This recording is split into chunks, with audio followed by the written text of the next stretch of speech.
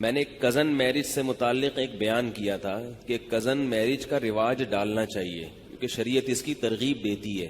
بعض لوگوں نے کہا کہ میڈیکل سائنس یہ کہتی ہے کہ کزن میرج میں معذور بچے پیدا ہوتے ہیں، ٹھیک ہے نا، یہ آج کل ایک مشہور کیا ہوا ہے۔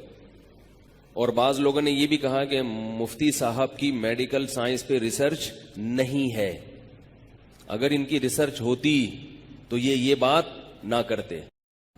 ایسا نہیں ہے، مجھے پتا ہے کہ ڈاکٹر یہ کہتے ہیں کہ کزن میں نکاح سے بچے معذور پیدا ہوتے، مجھے پتا ہے، پھر بھی میں کہتا ہوں کہ کزن میرج کو رواج بول لو یار دینا چاہیے۔ باقی ڈاکٹر ایسا کیوں کہتے ہیں تو کہنے دیں، ڈاکٹروں کہنے دیں، اس سے کیا ہوتا ہے؟ باقی ساری باتیں ڈاکٹروں کی مانتے ہیں آپ تو کہنے دیں ڈاکٹر کو۔ چچا زاد، پھوپھی زاد، خالہ زاد، مامو زاد، یہ ان بہنوں سے، جو بہن ہے نہیں حقیقت میں لیکن مجازن بہن کہا جاتا ہے قریبی رشتے کی وجہ سے، ان میں نکاح کو رواج دینا چاہیے۔ اس میں بہت سارے فضائل ہیں اس کے۔ پہلی بات، قرآن مجید نے الگ سے پروٹوکول دیا ہے ان چار رشتوں کو۔ جہاں اللہ نے نکاح کو حلال کیا نا، نبی کو کہا کہ ہم نے آپ کے لیے بہت سی عورتیں حلال کی ہیں، ان میں اللہ نے الگ سے ان چار عورتوں کا ذکر کیا۔ وَبَنَاتِ عَمِّكَ، اے نبی آپ کے لیے آپ کی پھوپھی کی بیٹیاں بھی حلال، یعنی آپ کے چچا کی بیٹیاں بھی حلال۔ وَبَنَاتِ عَمَّاتِكَ، اور آپ کی پھوپھی کی بیٹیاں بھی حلال۔ وَبَنَاتِ خَالِكَ، اور آپ کے ماموں کی بیٹیاں بھی آپ کے لیے حلال۔ وَبَنَاتِ خَالَاتِكَ، اور آپ کی خالہ کی بیٹیاں بھی۔ تو ان کو الگ سے ہائی لائٹ کیا جا رہا ہے، کوئی تو حکمت ہوگی نا، یہی کہ بھئی یہ تو ہے ہی، ہمارے حضرت فرمایا کرتے تھے کہ یہ تو رشتے اللہ نے پیدا ہی شادی کے لیے کیے ہیں۔ جو رشتے اللہ نے پیدا ہی شادی کے لیے کیے ہوں، کیا ان کو اللہ لنگڑے لولے بچے پیدا کرنے کے لیے کرے گا؟ ہے بھائی، وہ اس لیے پیدا کرے گا تاکہ لنگڑے لولے بچے پیدا ہوں، ایسا تھوڑی ہوگا۔ دوسرا مسئلہ یہ ہے کہ ان میں نکاح میں ایک اور فائدہ ہے، صلہ رحمی۔ رشتہ داری کیا ہوتی ہے؟ بولو نا مضبوط۔ اور رشتہ داری جوڑنا شریعت کا حکم ہے یا نہیں ہے؟ اتنی بڑی فضیلت، نماز روزے کی طرح فرض ہے رشتہ داری جوڑنا۔ اس سے رشتہ کیا ہو جاتا ہے؟ بہت مضبوط۔ نبی صلی اللہ علیہ وسلم رشتہ جوڑنے کا بڑا خیال کیا کرتے تھے، بہت خیال۔ تیسرا فائدہ اس میں یہ ہے کہ شریعت میں لڑکی کا جو نکاح ہے اس میں اس کا اہتمام کیا گیا ہے کہ غیر کفو میں نہ ہو۔ غیر کفو کا مطلب ہے کہ لڑکا لڑکی کے پیرلل یا اس سے برتر ہونا چاہیے، اس سے کمتر نہیں ہونا چاہیے، خاندانی لحاظ سے خاص طور پہ۔ بھائی جس خاندان سے لڑکی کا تعلق ہے، لڑکا ویسے ہی خاندان سے بلونگ کرتا ہو، کرتا تو اردو میں ہی ہوگا لیکن آج کل انگلش میں کیا کرتا ہو، وہ بلونگ کرتا ہو۔ کس خاندان سے؟ ایسے خاندان سے جو لڑکی کے برابر ہو یا اس سے افضل ہو، اس سے نیچے نہ ہو۔ اسلام میں ذات پات کا فرق نہیں ہے، لیکن نکاح کے لیے اس کا خیال کیا گیا ہے کہ لڑکی اونچے خاندان سے کسی کمتر لوگوں میں نہیں جانی چاہیے، ورنہ کس کا نقصان ہے؟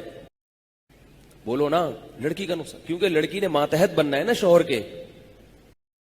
تو ماتحت ایسی شخصیت کے بنا جاتا ہے جو آپ ذہنی طور پر اس کو اپنے سے برتر مان رہے ہو۔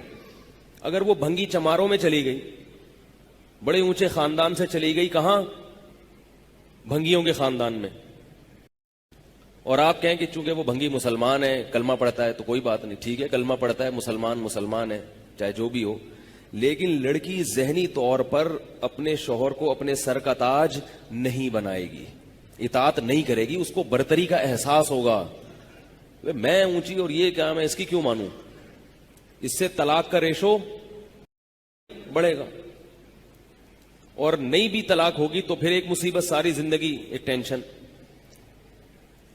تو یہ جو چچا زاد، پھوپھی زاد، خالہ زاد، مامو زاد بھائی کے رشتے ہیں، یہ سارے کفو ہوتے ہیں خاندانی اعتبار سے، ان میں کوئی بھی خاندانی اعتبار سے غیر کفو۔ تو شریعت میں جو کفو کی تلاش ہے وہ کیا ہو جاتی ہے؟ آسان۔ بھئی یہ تو اپنے ہی خاندان کا ہے، تو خاندان کی تو اب بات ایک پوائنٹ تو کم ہو گیا نا، جو بھائی کتنے نمبر لگائے جاتے ہیں نا، کیا کیا دیکھا جاتا ہے۔ تو ایک نمبر تو شریعت نے حل کر دیا نا کزن میرج کے ذریعے. اب اس کی تو تحقیق کی ضرورت ہی نہیں ہے خاندان میں. خاندان تو یہ ہے نا جو تم ہو وہی ہے. اور پانچواں فائدہ, 4 فائدے میں آئے, میں 3 بتائے, 3 بتائیں. آپ لوگ تو نمبر تو یاد کر لیں کم از کم. چوتھا یا 5واں, رکعتیں جب ہم بھول جاتے ہیں نا نماز میں 4 پڑھی ہیں کہ 5 پڑھی ہیں, تو شریعت کہتی ہے 4 سمجھو اور قاعدہ بھی کرو, اس لیے کہ نہیں بھول جاتے ہیں کہ 3 پڑھی ہیں یا 4 پڑھی ہیں. تو شریعت کا مسئلہ یہ ہے کہ جب نماز میں آپ بھول جائیں کہ 3 پڑھی ہیں کہ 4 پڑھی ہیں, تو آپ اس کو فرض کریں گے 3, لیکن تیسری رکعت کے بعد قاعدہ بھی کریں گے, کیونکہ ہو سکتا ہے کہ یہ کون سی ہو, چوتھی ہو. اور پھر ایک اور رکعت کے لیے کھڑے ہو جائیں گے جو یا تو چوتھی ہے یا 5ویں ہے. کھڑے اس لیے ہوں گے کہ اگر وہ 3 ہوئی تھی تو پھر چوتھی ہو جائے, اور اگر 4 ہوئی تو 5ویں کیا ہو جائے گی, گریوی. اب نماز میں گریوی لگانا جائز نہیں ہے, تو اس کا شریعت نے حل یہ رکھا کہ آپ 5ویں کے لیے کھڑے ہوں اور آخر میں سجدہ سہو کر لیں. کیا خیال ہے بھائی؟ تو اگر وہ 4 تھی تو پوری 4 ہو گئیں, اور اگر 5 تھی تو گریوی جو آپ نے اضافی لگائی اس کی پینلٹی کس سے ہو گئی, سجدہ سہو سے ہو.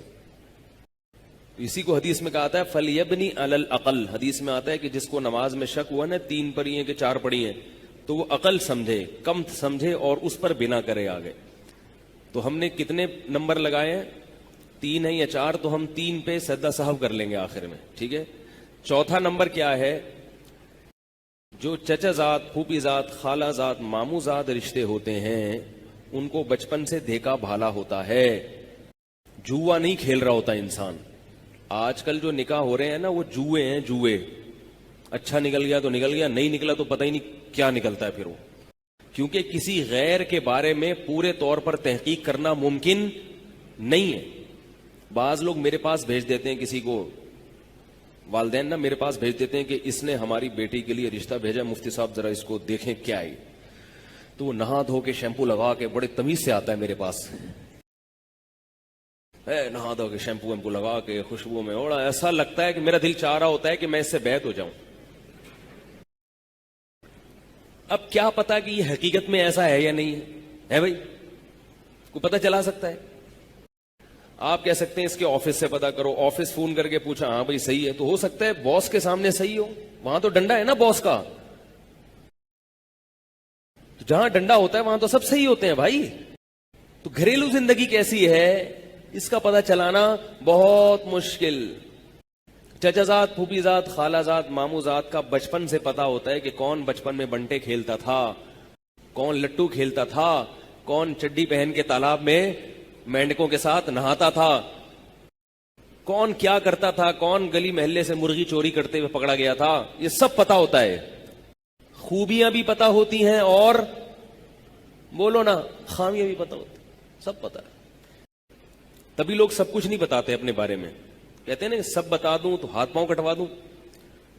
تو ان کا پہلے سے سب کچھ پتا ہوتا ہے.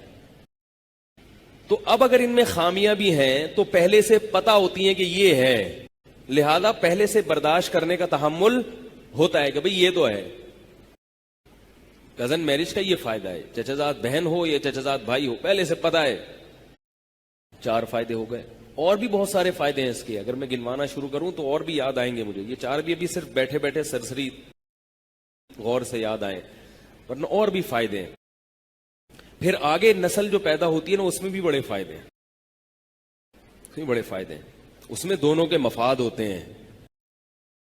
جو رشتے ہیں لڑکی اور لڑکے کے ابا اور اماں کے جو رشتے ہیں وہ دونوں طرف سے ہوتے ہیں, لہذا دونوں ان رشتوں کی پاسداری کرتے ہیں. آپ نے شادی کر لی یہاں سے امریکہ میں, تو امریکہ والی کے ننیال وہ ادھر ہے اور آپ کا جو رشتہ ہے وہ ادھر ہے, تو ان سے آپ کا کوئی تعلق نہیں اور ان سے ان کا کوئی تعلق نہیں, تو مشترکہ مفاد نہیں ہوتے.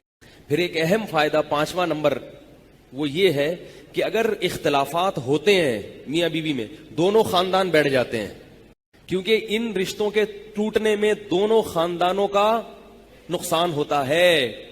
تو جوڑنے کی کوشش کون کرتا ہے؟ دونوں خاندان کرتے ہیں. کتنی واضح بات ہے نا. تو اگر اتنے سارے مفادات اس میں ہیں تو اگر ایک لنگڑا پیدا ہو بھی جائے تو برداشت کر لو، کیا خیال ہے؟